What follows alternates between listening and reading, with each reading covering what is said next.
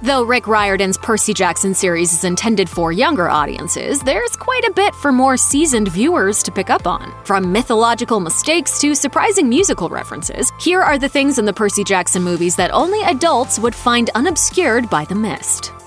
For a movie based entirely around Greek mythology, The Lightning Thief doesn't always pay as much attention to its source material as it should. We could forgive a few approximations and omissions here and there, but there's one glaring inconsistency that undermines the entire plot of the film. Persephone shouldn't have even been in the underworld when Percy and his friends arrived there around the summer solstice. According to her own mythology, she's forced to remain in her husband's domain during the winter months. In the spring and summer months, she brings mild weather to the earth above. In fact, the entire quest for the pearls, which takes up the bulk of the film, is inspired by Persephone's captivity in the underworld, as the pearls belong to her and allow the user to travel to and from hell. The movie references her imprisonment frequently, but neglects to portray it accurately. It might not have been so big of an issue if it wasn't Persephone who ended up securing the gang's escape from the underworld by knocking out her own husband. In reality, she wouldn't have even been there, and they would have had a much harder time getting out. While the movies are controversial among fans of the books, we've got to give the Percy Jackson films props for showcasing quite a bit of disability representation. In fact, characteristics we'd associate with disabilities are some of the primary identifiers that mark a demigod. Percy has been told that he suffers from ADHD and dyslexia because his brain is hardwired for a drastically different world than the high school landscape of required reading and standardized tests, making it seem like he has dysfunctions in a place he wasn't made for. The impulsivity attributed to ADHD is actually a manifestation of his combat reflexes, and the confusion that arises when he tries to read English results from his natural predisposition toward reading a notoriously difficult language. Grover and Chiron both have physical disabilities in their disguised human forms as well, and these two mask underlying strengths and unique abilities. Chiron's wheelchair is a camouflaging vessel for the magnificent horse portion of his centaur body, and Grover's crutches allow him to mask the fact that he, as a satyr, has goat legs that serve him well as Percy's protector. Percy's entire introduction to the demigod world is based around the ideas that there's more to life than meets the eye, and that there's a profound strength of character hiding in anyone.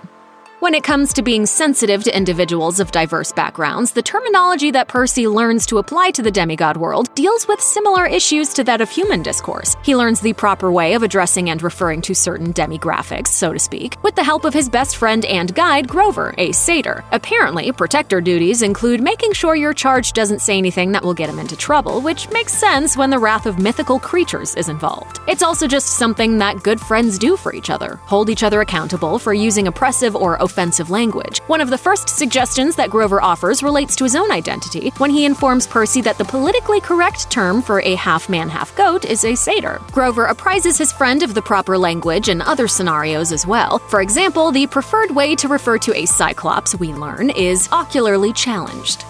In the series, we meet the children of various gods, and these immortal progeny share similar characteristics with their classical parents, traits that younger audiences might not be familiar with. For example, Clarice, an antagonist turned ally of Percy's in Sea of Monsters, is a daughter of Ares, which is part of where she gets the aggression and competitive spirit that initially makes her such a bitter rival. Ares' children are pretty formidable in general. In The Lightning Thief, during the infamous game of Capture the Flag, where the son of Poseidon first proves his mettle, Luke Castellan warns Percy. Sons of Ares, watch out! Whoa. This alludes to the offspring of the god of war and their inherently violent nature. The daughters of Aphrodite, the goddess of love, have also clearly inherited some personality traits from their mother. Living together in the house under her name, they behave like a sorority, spending their time tanning, flirting, and throwing parties. Allusions like this to the personality traits of the gods are a little more subtle than, say, the son of Poseidon being able to heal himself with water.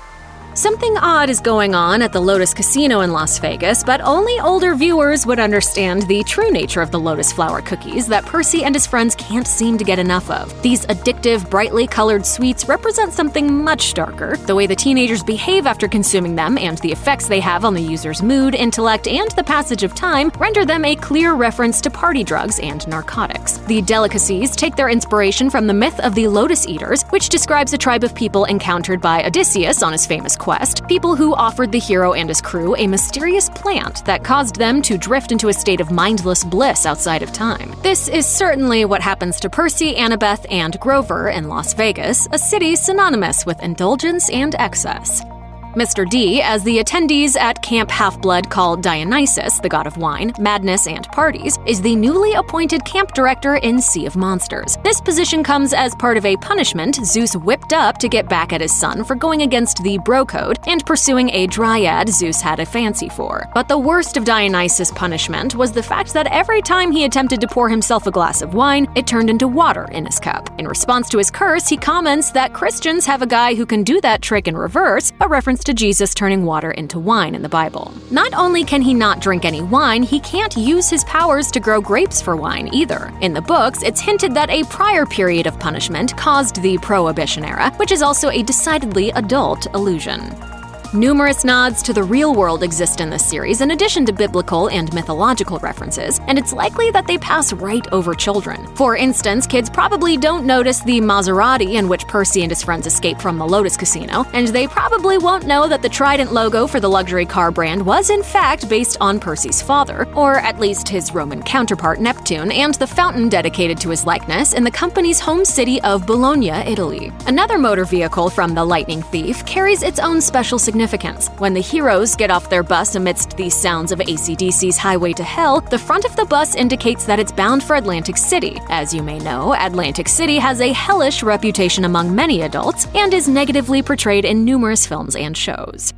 The camera tracks quickly to close in on the suave ruler of the underworld, so quickly that we almost miss it. But eagle-eyed fans have pointed out that Hades can be seen in possession of a Gibson SG guitar when we first meet him in his palace. This bright red axe is the same type of guitar as Angus Young's, the lead guitarist of AC/DC. One of the band's most famous songs is Highway to Hell, which for Hades would simply be the highway home. The god's persona in the film rocks pretty hard as well, from the unruly curls and goatee to the leather bracelet and aesthetically ripped black sleeves. Even more fittingly, the logo of the iconic rock band features a lightning bolt where the forward slash would be, a nod to Zeus's lightning bolt, which Percy is accused of stealing in The Lightning Thief.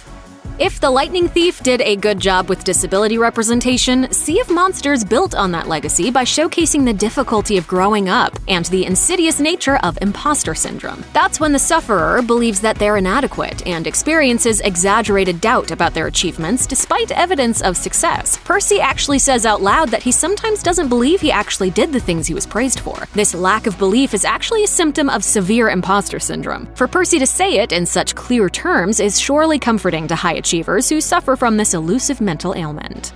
The mist is a magical force that prevents mortals, and sometimes demigods, if it's strong enough, from seeing gods, monsters, and other supernatural entities by disguising them as something from the mortal world. For example, such magic is at work disguising Chiron's centaur body as a wheelchair. In order to allow him to travel seamlessly with the group of demigods in Sea of Monsters, Annabeth procures a spray bottle of mist that artificially disguises Tyson, making him look like a human with two eyes rather than a cyclops. Hilariously, the side effects listed on the bottle are a joke at the expense of medication commercials that spout off a slew of side effects that are sometimes so contradictory that they do the opposite of what the medicine itself is supposed to do.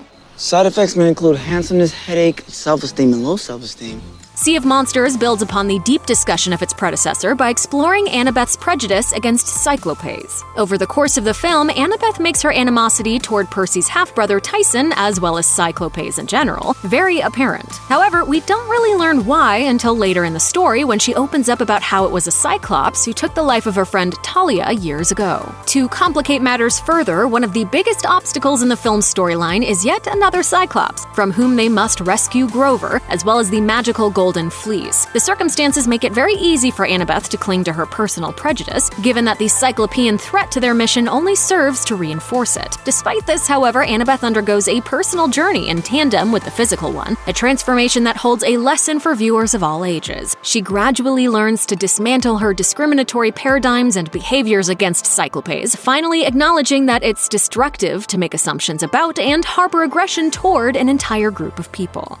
The Grey sisters, Anger, Wasp, and Tempest, make their first appearance in Sea of Monsters, sharing only one eye between them. This deficiency automatically makes the trio an ideal slapstick choice to drive a supernatural taxicab. As a result, we get a lot of inside jokes and references thanks to these siblings. For example, Annabeth announces their vessel as a chariot of damnation, prompting Grover to reply that it looks like a New York City cab. Annabeth retorts, same difference, which is sure to get a chuckle out of any adult who's taken a bad cab ride. The sisters also bemoan a familiar your mortal woe, that of a terrible driver's license picture. But while our unflattering photos typically amount to a washed-out face or an awkward blink, the crime committed by the Gray's portrait is much more offensive. And if you look closely with your own eyes, however many you have, it also looks like, from the suspiciously serpentine hair, the bobblehead on the dashboard is a likeness of Medusa. In mythology, the Gray are the ones who give the hero Perseus the information he needs to kill Medusa by beheading her.